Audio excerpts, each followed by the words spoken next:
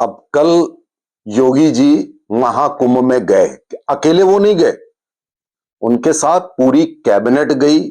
वहां कैबिनेट की मीटिंग भी हुई। उसके बाद सबने डुबकी लगाई, पूजा अर्चना करी, संकल्प लिया। अब ये बात जो है अखिलेश यादव और बाकी जितने भी विपक्ष हैं उनको झेली नहीं जा रही है। मैं आपको बताऊं कि जो ये एक तर्क देते हैं विपक्ष वाले कि धर्म की जगह का राजनीतिक इस्तेमाल नहीं होना चाहिए, ये बहुत बड़े हिपोक्रेट हैं। कैसे? जब राजभवनों में इफ्तार पार्टी हुआ करती थी, जब आप स्वयं मुख्यमंत्री थे, हज हाउस बनाया करते थे, हज सब्सिडी दिया करते थे, तब ये नहीं सोचते थे, तब उसको ये सेकुलरिज्म कहते थे। सेकुलरिज्म किस चीज के लिए होती है? विदेशी धर्म के लिए नहीं होती है भाई, अरब के लोगों के लिए नहीं होती है, जो अरब जा रहे हैं, जिनकी आस्था भारत में या भारत के किसी धर्म स्थल पर है ही नहीं। आप उनकी मदद करके, उनके वोट लेके आप सत्ता हथियाते हो। अब आप देखिए, महाकुंभ में एक युग से सारे राजा जाते थे। मैंने आपको पहले बताया था कि राजा हर्षवर्धन और हुआन सेंग, चाइना के, जो भी आता था वो डुबकी लगाने जाता था, क्योंकि ये जो महाकुंभ है, ये आपको मालूम ही है, ये कोई एक धर्म से रिलेटेड ही नहीं, ये साइंटिफिक है। साइंटिफिक इसलिए है कि जो आपका सनातन धर्म है, सनातन धर्म का जो 9 ग्रहों का ज्ञान था और है, वो ज्ञान अनपैरेलल है। आज नासा कहती है कि सूर्य ग्रहण और जो चंद्र ग्रहण का समय जो हम नहीं निकाल पाते, वो 25-50 रुपए की जो पंचांग है वो हमसे ज्यादा एक्यूरेट निकाल देती। अब आप देखिए कि महाकुंभ तब होता है जब बृहस्पति ग्रह, जुपिटर, ये अपना एक साइकिल कंप्लीट कर लेता है। ये साइकिल 12 साल में होती है। हर ग्रह सूर्य के चारों ओर साइकिल ले रहा है। जुपिटर 12 साल में पूरा कर लेता है, शनि 30 साल में पूरा करता है। ठीक है ना? इसी तरीके से हर ग्रह की है, मंगल 250 दिनों में करता है, बुध 200 दिनों में करता है। तो ये अलग अलग समय पे सारे ग्रह सूर्य की परिक्रमा करते हैं। और जब महाकुंभ होता है तो जुपिटर के 12 साल का एक साइकिल पूरा होता है। उस समय सन और मून की बड़ी आइडियल स्थिति होती है, और उस समय कहा जाता है कि पंचतत्व में अगर डुबकी लगाओगे तो तुम्हारे लिए, तुम्हारे अध्यात्म के लिए ये एक बहुत बड़ी मोक्ष लेने वाली बात हो जाती है। अब इस फिलॉसफी को आप नहीं समझते। अब इस फिलॉसफी को समझना तो दूर, आप टोटली इसको जोड़ रहे हो। नहीं नहीं नहीं भाई, हिंदू की बात तो करनी नहीं, सनातन की बात तो करनी नहीं, पाप है।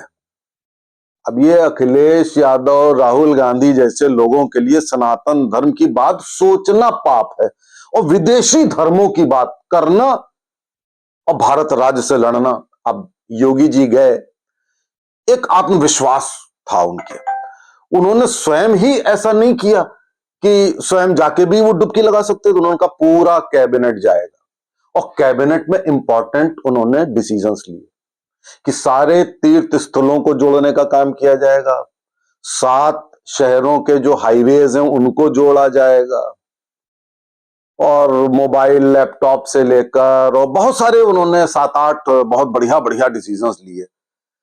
अब आप सोचिए कि इसी महाकुंभ में मदन मोहन मालवीय जी ने बनारस हिंदू यूनिवर्सिटी जो बना है उसकी आधारशिला जो रखने का संकल्प लिया था, और आदि शंकराचार्य तो वहां पर धर्म संसद करते ही थे। तो कौन नहीं था जिसने वहां संकल्प नहीं लिया? ये हमारे देश की संस्कृति है भैया। तुम संस्कृति को खत्म करना चाहते हो, तुम कहना चाहते हो कि देश की संस्कृति की बात ना हो, सनातन की बात ना हो। अभी अगर मान लीजिए अभी कोई बात हम अरब के देश की करने लगे, भाई साहब ये बात कहेंगे, भाई साहब यही करनी चाहिए, यही है असली भारत। तो आप जरा सोचिए कि देश किस दिशा में जा रहा था। जो आपने बात कही, और उस वहां जाने से बचाया हमने, और बचाने के बाद भी हम जो काम कर रहे हैं तो कितनी आलोचना कर रहे हैं। और ऐसा ही नहीं है ये नेता ही कर रहे हैं, आपको बहुत सारे हिंदू मिल जाएंगे मिसगाइडेड, जो कहेंगे अरे भाई साहब वहां कैबिनेट नहीं करनी चाहिए। अभी यही कैबिनेट किसी हज हाउस में कर रहे होते, कहते हैं बहुत बढ़िया है, ये सेकुलरिज्म है ये। अब योगी जी की जो जो ये कार्य करते हैं, मुझे ऐसा लगता है राजनीति नहीं होती है, ये दिल से काम करते हैं, अपने प्योर हार्ट से काम करते हैं। अब वो राजनीतिक दृष्टि से सही हो जाता है। अभी इस समय भाई चुनाव तो दिल्ली में हो रहा है, ठीक है, मैंने मान लिया कि मिल्कीपुर में भी हो रहा है, एक उपचुनाव हो रहा है, तो एक उपचुनाव के लिए तो कोई ये नहीं करेगा कि इतने बड़े बड़े काम उसी पर्पस से करेगा, ऐसा तो नहीं है ना। वो बात अलग है कि मिल्कीपुर वाले भी देख रहे होंगे और दिल्ली वाले भी देख रहे होंगे, लेकिन दिल्ली वाले इस इशू पे वोटिंग करते ही नहीं। तो आप जरा सोचिए कि योगी जी बगैर किसी चुनावी रणनीति के और महाकुंभ में केवल स्वयं नहीं जाते हैं, पूरा कैबिनेट ले जाके ये काम करते हैं। उनके अंदर भी एक इंजेक्शन लगाते हैं, अपने सहयोगियों के भी इंजेक्शन लगाते हैं कि देखो अपनी संस्कृत से जुड़ो, अगर तुम्हारे मन में कहीं भावना आ रही हो जुड़ो। और आपने जो बात कही मैं उसी को दोहराता हूं कि ये आदि युग से कुंभ को लेकर, ये आज अखिलेश ही नहीं, राहुल ही नहीं, बहुत सारे लोगों ने एडवर्स कमेंट किए हैं। मुगलों ने इसके ऊपर टैक्स लगा दिया था, मालूम ही है ना, अंग्रेजों ने इस पर टैक्स लगा दिया था, डर के मारे कि टैक्स लगा तो लोगों का कम जमावड़ा होगा, कहीं ऐसा ना हो वहां से विद्रोह पैदा हो जाए। और ये तक कह दिया था शायद वर्ल्ड वॉर में 2 में कि अगर यहाँ पे इतने लोग इकट्ठे हुए तो यहाँ पे बम मार देंगे दुश्मन, ताकि लोग डर जाए, आए ना। लेकिन आए लोग हमेशा। तो आप सोचिए कि 1870 में टैक्स लगाया था अंग्रेजों ने, और मुगलों ने तो मेरे ख्याल से 1200-1300 जो सन होगा तब से इस पर कर जजिया लगाना शुरू कर दिया था उन्होंने। तो एक जमाने से लोग डर रहे हैं, लोग महाकुंभ से डरते हैं, ऐसे अखिलेश डर रहे हैं। अब अंतर क्या है कि आज ये हिंदू लालची हिंदू हैं जो सत्ता के लिए विदेशी सभ्यता का दामन पकड़ रहे हैं, विदेशी सभ्यता का। अच्छा वो दामन पकड़ो, हमें बात समझ में आती है कि तुम पकड़ कर सत्ता लेते हो, चलो समझ में आती है, लेकिन उसके बाद क्या कर रहे हैं, उसके बाद अपनी सभ्यता को नीचे कर। आप इससे कहीं भी आप पूजा पाठ से लेकर धर्म कर्म के या सनातन संस्कृति की बात कर लीजिए, सिवाय गंदा सा कमेंट, चाहे अखिलेश हो चाहे राहुल हो।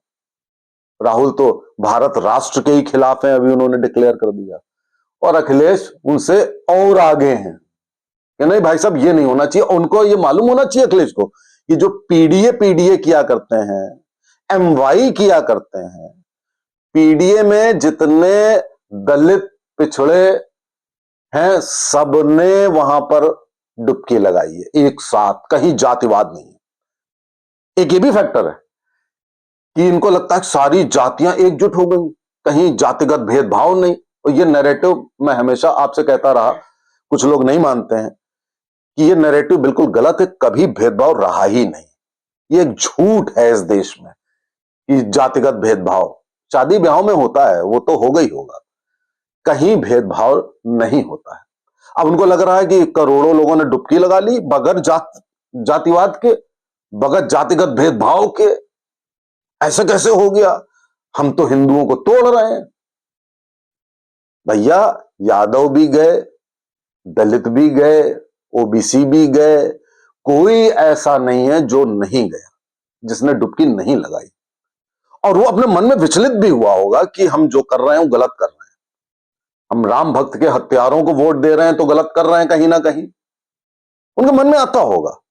लेकिन कुछ व्यक्तिगत प्रलोभन होते हैं कि अरे भाई फलानी सरकार आ जाएगी तो हम स्कूटरों के पीछे प्लेट पे लिखवाने लगेंगे यादव, यूपीपीएससी में वो बनने लगेंगे, एसडीएम बनने लगेंगे, सादी कॉपी हम रख देंगे तो सिलेक्शन हो जाएगा, थाने में हमारे ट्रांसफर होने लगेंगे, गांव में कुछ जमीन कब्जिया लेंगे या कब्जियाई जमीन छुड़वा लेंगे, या कुछ भी इस तरीके के प्रलोभन जो होते हैं वो व्यक्ति को मजबूर कर देते हैं कि धर्म विरोधी और संस्कृत विरोधी पार्टियों का समर्थन करने के लिए। आपको आपको हमको सबको यह करना होगा कि बस केवल एक काम कर लो, चाहे महाकुंभ हो, चाहे शिवरात्रि हो, चाहे कुछ भी हो, हिंदू जातिगत जो एकता है वो बनी रहे। संस्कृति को जो भी काम सांस्कृतिक हो वो गर्व के साथ हो, अपोलोजेटिक नहीं हो। अपोलोजेटिक हो गए, पहले हो गए थे, अरे यार हिंदू की बात ना करो, हाँ मुसलमान की बात करो, रोजा इफ्तारी की बात करो, भाईचारे की बात, कभी भाईचारा किया ही नहीं यार। भाईचारा किया होता तो इसी महाकुंभ में 5,000 लोगों को मार डाला था उसने, तैमूर लंग ने।